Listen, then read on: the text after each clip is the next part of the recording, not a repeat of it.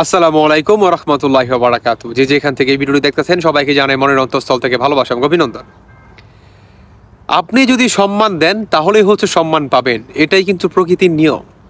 দেখেন, আপনি যদি সম্মান দিতে চান তাহলে কোনো বয়সের দিকে তাকাইতে হয় না।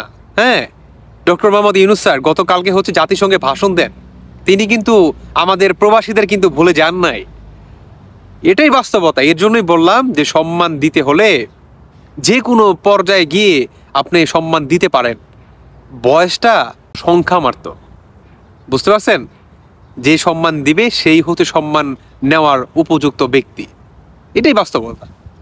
তিনি আমাদের প্রবাসীদের কিন্তু ভোলেন নাই। তিনি জাতিসংঘে যে ভাষণটি দিলেন যুক্তরাষ্ট্রে, তিনি বললেন যে আমাদের বাংলাদেশ থেকে 1.5 কোটি প্রবাসী বিশ্বের নানান জায়গায় ছড়িয়ে ছিটিয়ে আছে তাদের আয় রুজি করার জন্য। তো এই মানুষদের আপনারা দেখে রাখবেন, যেই দেশে থাকুক না কেন। সেখানে কিন্তু বিশ্ব নেতাবাসীরা ছিল, তাদেরকে বলছে যে আমাদের বাংলাদেশের যে নাগরিকরা আপনাদের দেশে যে কাজ করে আপনারা তাদেরকে একটু দেখে রাখবেন, সন্তানের মতো রাখবেন। কত বড় একটা কথা আমাদের প্রবাসীদের মতো। তারা আমাদের সাথে যেভাবেই ব্যবহার করুক না কেন আসে যায় না, কিন্তু তিনি যে কথাটা বললেন বিশ্ববাসীর সামনে যে আগলিয়ে রাখবেন, সন্তানের মতো করে রাখবেন, এটা অনেক অনেক বড় একটা পাওয়া ভাই, আমাদের প্রবাসীদের জন্য অনেক বড় পাওয়া। বুঝতে পারছেন? আমি মনে করি শুধু এটাই না, তিনি বললেন আমাদের প্রবাসীদের জন্য যারা নাকি এয়ারপোর্টে কাজ করে বা প্রবাস মন্ত্রণালয়ে কাজ করে আমাদেরকে নিয়ে কাজ করার জন্য।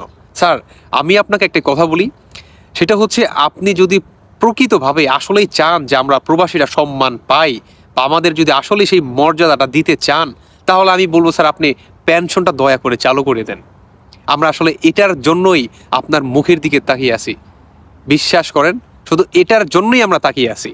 আমরা আর কোনো কিছুর জন্য অপেক্ষা করি না, বা আমরা আর আদার্স যে সুযোগ সুবিধা আছে সেগুলোর জন্য আমরা আশাবাদী না, বা সেগুলো আমরা চাইও না। আমাদেরকে সেই এক্সট্রা আশা না দিয়ে আমাদের প্রতিটা প্রবাসীকে তার সে দেশকে কত বছর সার্ভিস দিতেছে সেটার উপর ডিপেন্ড করে আপনারা এই পেনশনটা চালু করেন। আমার মনে হয় এতেই সকল প্রবাসী সার্থক হবে। আর কিচ্ছু চাই না।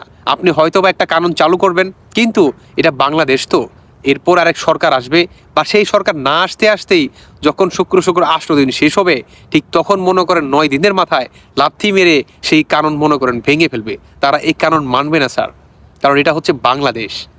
আপনাকে সেলুট জানাই, আপনি জাতিসংঘে বিশ্ব নেতাদের সাথে আপনি আমাদের প্রবাসীদের এই দুঃখ কষ্ট বা আমাদের আগলিয়ে রাখার কথা বলছেন, এটাই আমাদের জন্য যথেষ্ট। অনেক আমরা পেয়ে গেছি আসলে।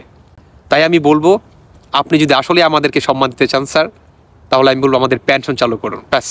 এটাই আমাদের প্রবাসীদের চাওয়া, আর এটাই আমাদের পাওয়া, আর কিছু লাগবে না, এটা ব্যতীত।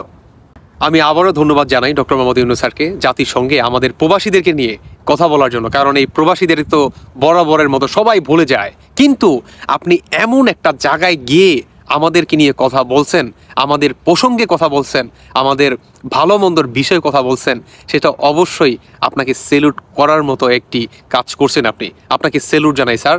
আল্লাহ আপনাকে 1000 বছর বাঁচিয়ে রাখুক এবং আপনাকে ইমানের সাথে বাঁচার তৌফিক দাও।